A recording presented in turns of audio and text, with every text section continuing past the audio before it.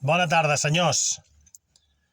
Esperant que el 24 sigui millor que el 23 i puguem avançar cap a la nostra llibertat del país.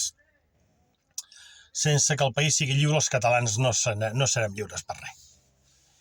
Bé, Enric Solans, va per tu aquesta.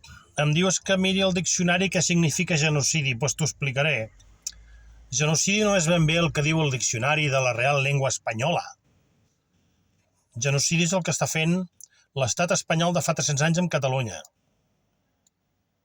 Del que està fent fa 5 anys cap aquí l'estat espanyol vers el país català.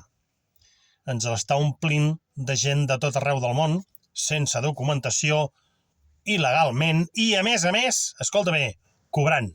Aquesta gent no votaran mai a partits catalans ni catalanistes perquè cobren de l'estat de Madrid, cobren d'Espanya.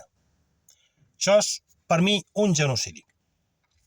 Què és genocidi a part del que està fent Israel amb Gaza, que fa molts anys que ho està fent, de l'any 48, Això és un genocidi. Al final, poder Hitler tenia raó, però bé, aquí no m'hi poso, Ni un ni l'altre. Però si hi han 40.000 programes en contra de Hitler perquè va perdre la guerra, poder també que els fem en contra d'Israel, que encara no ha perdut la guerra. D'acord? Què és genocidi? Que automàticament l'estat espanyol està fent lleis a llarg plaç, perquè l'estat espanyol té temps, sempre pensant en anar en contra de Catalunya. D'acord? Qualsevol cosa que s'aprova des de Madrid és pensant el mal que ens farà als catalans. Si no, mira les lleis que es van aprovar abans de fer el referèndum aquí a l'1O. Senyor Solans? Per mi això és genocidi. No el que diguin ni el que estigui escrit, no. El genocidi és diari, en contra del nostre país, en contra de la nostra gent. Ho tens clar?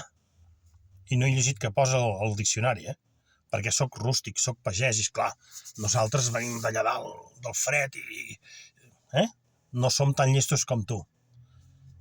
Visca Catalunya i que tinguis un 24 fabulós, vale? Passi bé, visca Catalunya lliure.